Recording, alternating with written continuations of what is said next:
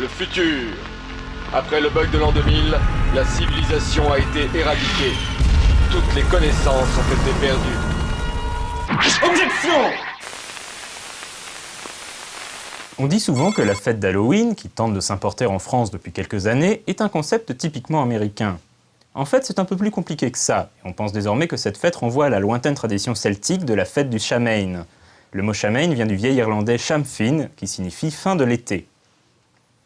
Il s'agissait d'une fête druidique qui prenait place 7 jours durant, autour du 1er novembre.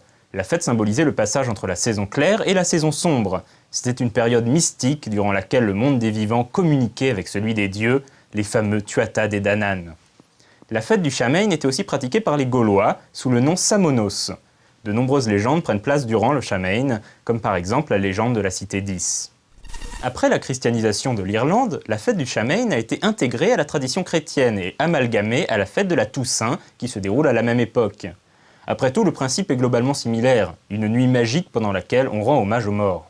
En vieil anglais, la fête de la Toussaint est appelée All Hallow Even. Hallow est une ancienne forme de holy, qui signifie saint, et even a donné evening, le soir. Le nom Halloween signifie donc le soir de tous les saints. Le symbole de la fête d'Halloween, la citrouille grimaçante, vient également d'un vieux conte irlandais, la légende de Jack O'Lantern. Jack aurait été un vieil avare qui aurait demandé au diable une année de vie supplémentaire en échange de son âme. Une fois le moment venu de payer sa dette, Jack réussit à entourlouper le corps nu. Mais comme le paradis lui était aussi refusé, il fut condamné à errer entre le monde des vivants et celui des morts, éclairant son chemin à l'aide d'une bougie placée dans une citrouille.